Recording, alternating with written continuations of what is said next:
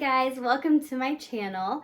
My husband and I recently got back from a Walt Disney World trip. We went for 4 days, just the two of us, for our 15-year wedding anniversary. So I'm going to make a video today about all of the fun things we did on our adults only trip, and a lot of it is outside of the parks. So when we planned the trip, we were kind of thinking like, are we gonna have enough to do to fill the time, which is a silly question. At Disney World we had plenty to do. So if you are looking for some ideas for an adults only trip, or even like a resort day, or a trip that you're not going to be spending all of your time in the parks, then I hope I can give you some good ideas of what to do. Okay, the first thing that we did on our adults only trip was made food and dining a really high priority. Our kids are really picky eaters, so we knew this is our chance. Since they're not going to be with us this trip, they weren't going to be with us this trip, we knew that this was our chance to eat at all those places that they are too picky to eat. So I always think that's probably one of the number one things you can do outside of the parks or on an adults only trip. Please excuse me being out of breath because I'm 23 weeks pregnant now. I'm very short and I'm running out of space for my lungs. But anyway, I say that in all of my videos lately. But yeah, you can use this as a chance to go to all of those places at the resorts that you haven't tried yet, all those restaurants, I mean. There are so many places to eat at Disney World, or you could go to Disney Springs too and check out some of those places. Some of our favorite places to eat outside of the parks, we haven't done a ton of restaurants, but we've done a few that I think are really great and definitely worth checking out. First of all, and I've talked about this before, but the restaurants that we ate at Animal Kingdom Lodge were excellent. So Sanaa was really good with their bread service. Boma is a buffet and they had really, really good food too. So that was great. And some of our favorite places at Disney Springs are Polite Pig. That's just quick service, but they have excellent food. Homecoming, that is probably one of my number one restaurant picks. Boathouse is excellent, especially if you like seafood. What else? I even like Earl of Sandwich. I love their like holiday sandwich. I haven't eaten there in a long time, but if you want something quick, that is really good too. One of our best dining experiences we've ever had was at California Grill, which is at the Contemporary. It's a restaurant that's basically at the top of the Contemporary, and we had reservations. It was about 15 minutes before fireworks. And if you're not familiar, you can go out on the balcony and have like a perfect view of all of Magic Kingdom. It's so beautiful. And then you can stand out there and watch the fireworks too. So it was an amazing view, and it's so great to be out there by yourself with just a few people around you, space to breathe with this beautiful view of the fireworks, because that's not what you get when you're in the middle of Main Street USA, that's for sure. So yeah, that was great, especially if you're going as a couple and wanting to celebrate, or even not, we were celebrating our anniversary, but that was a really special experience. I feel like it was one of those top Disney things that we've ever done. So highly recommend that.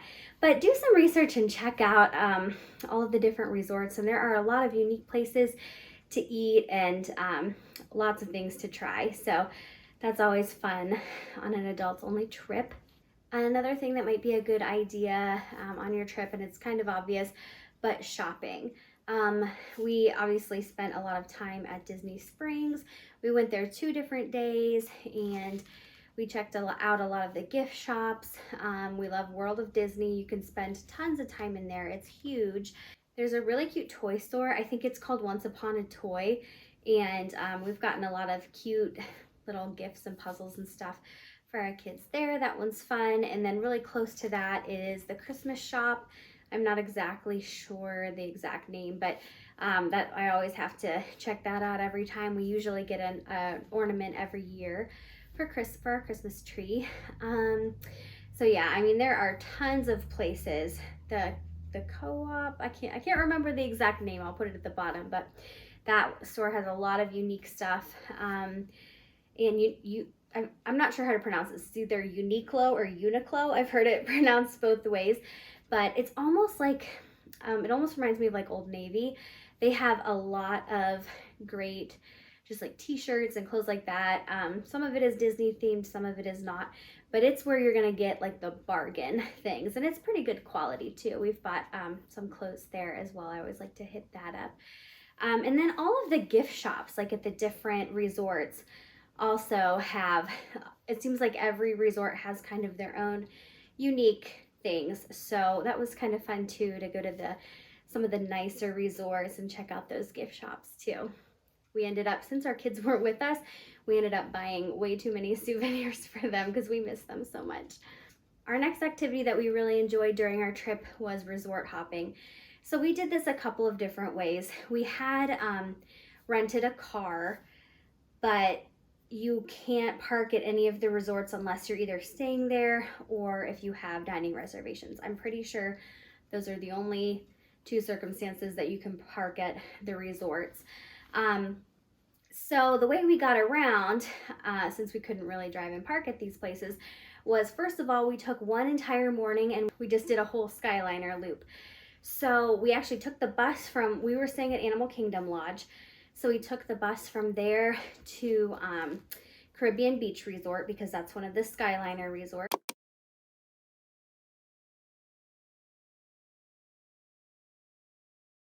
We ended up getting off at the wrong bus stop. Caribbean Beach Resort is huge, so I don't know. We kind of put that one at the bottom of our list because we're like, I don't think I'd want to walk through this whole resort. But anyway, we ended up getting off the bus really far away from where the Skyliner was, but it gave us a chance to walk around. You know, the heat index was like 120 or something crazy in the middle of July, but it was a lot of fun, and we checked out their pool. You can't go into the pool area if you're not a guest staying at that resort, but we could just kind of peek around and see and check out what the pool looked like. And we went into like the main building with the gift shop. And for us, like, we're such big Disney people, and we would love, at least I would love to someday stay at each resort. That's kind of my bucket list. So the resort hopping was really fun for us to kind of make our list in our minds, like, okay, what's our top resort that we would like to stay at? And then kind of like, where does this one rank? And it was just fun. It gave us a lot to talk about, a lot to kind of dream about for the future. And anyway, that's besides the point. So we started at Caribbean Beach Resort, checked that out, and then we took the Skyliner and we just basically stopped at all of the different resorts along the way. So we went to the Riviera. I'm not sure what order these were in, but we went to the Riviera, I can't talk. And that one, you know, it looks kind of plain on the outside, but after exploring it a little bit, that one made it kind of high on my list of resorts I want to check out. And then we went to where else? Oh, we went to like the boardwalk. We checked out not the whole boardwalk area, but part of the boardwalk area. So if you get off at the Epcot stop, you can walk over to the boardwalk. And Yacht Club and Beach Club have always been at the top of my like list of resorts I want to stay at. So it's really fun to get up close and just kind of explore a little bit and check those out. And it's definitely made me just want to stay there more. Yeah, their pool is amazing. So that was fun to see that. And then we stopped at Art of Animation. We thought about just actually grabbing lunch there because Art of Animation is kind of like our home resort. We stay there a lot. It's a value resort, and it's one of the less expensive options. So we stay there a lot, and our kids love the theming too. So it was fun to just kind of drop by there and see all that fun stuff. We didn't end up eating there. We ended up grabbing some stuff at Disney Springs, but yeah, it was fun. The only resort that we didn't go to was Pop Century. We've been there before, and it's pretty similar to Art of Animation, so we didn't think we needed to stop there too. But it was just a really relaxing morning. I don't know what it is about the Skyliner, but it's just so much fun to get up there. Just a fun way to get around. I grabbed a coffee. There's a little Joffrey stand at, I think it's at Caribbean Beach Resort. So I got a coffee and we just enjoyed, you know, the quiet, the peaceful morning, and then getting to check out all the different resorts. Our day before had been our really busy Magic Kingdom day where we walked like 9.5 miles. So it was nice to have a low-key day to check out the Skyliner. And then another day, when actually it was our Epcot day, we finished up at Epcot and had a little bit of time before we had to catch our flight home. So we decided to do a monorail loop too. So we started at Epcot, and it's just like the Skyliner, it's just fun to ride the monorail. You know, you can't ride it anywhere else but Disney, and it just feels special. So yeah, we didn't go to Contemporary because we had been there a couple days before to go to California Grill. So we just went to, first of all, I went to the Polynesian and walked around there, and then the Grand Floridian. So those are, honestly, those are like the most expensive resorts. They're the monorail resorts.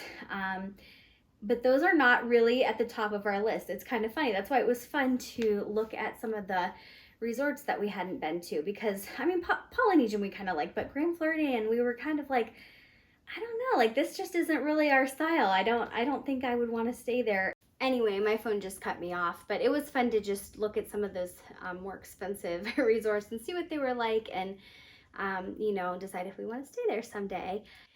So yeah, that was fun. I think another way that you could get around if you want to go to some of the resorts that aren't on the Skyliner or the monorail is you could take a bus like from your resort to one of the parks, and then take a bus from the park to whatever resort you want to visit. So it's kind of annoying, but that's one way to do it too. Another thing that we really enjoyed was just checking out our resort, and we stayed at Animal Kingdom Lodge. I made an entire video of my review and how much we loved it and everything.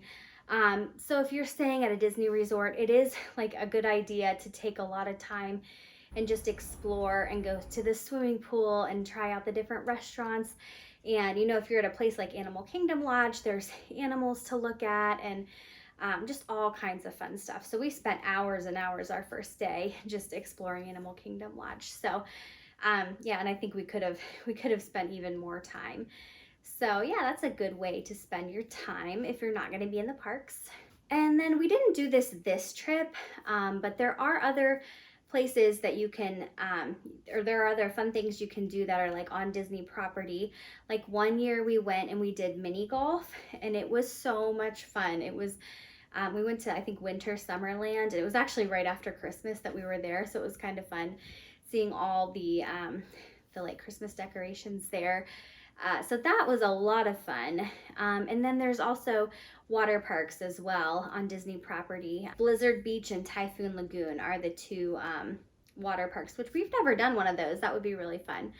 So yeah, lots of different things you can do without being in the parks. And then I guess the best advice I can give is just do some research, watch some videos, and just kind of look at those extra special things that you can do at the different resorts or outside of the park. Like I know there is at Fort Wilderness, they have a fun like campfire sing along, and I think you can go there and see horses and things like that, and you can go golfing, and I think you can rent supplies to go fishing. There's lots to do. You could almost do like an entire vacation at Disney and never set foot in the parks. Obviously, I'm a huge parks person. I love going to the parks, but that's why Disney World is so special. It's because there's so many other things to do too. Every moment of your vacation is like curated and made completely magical. So I know I'm a huge Disney nerd. I know there are people out there that absolutely hate Disney World, and I get that too. but our family is the opposite of that.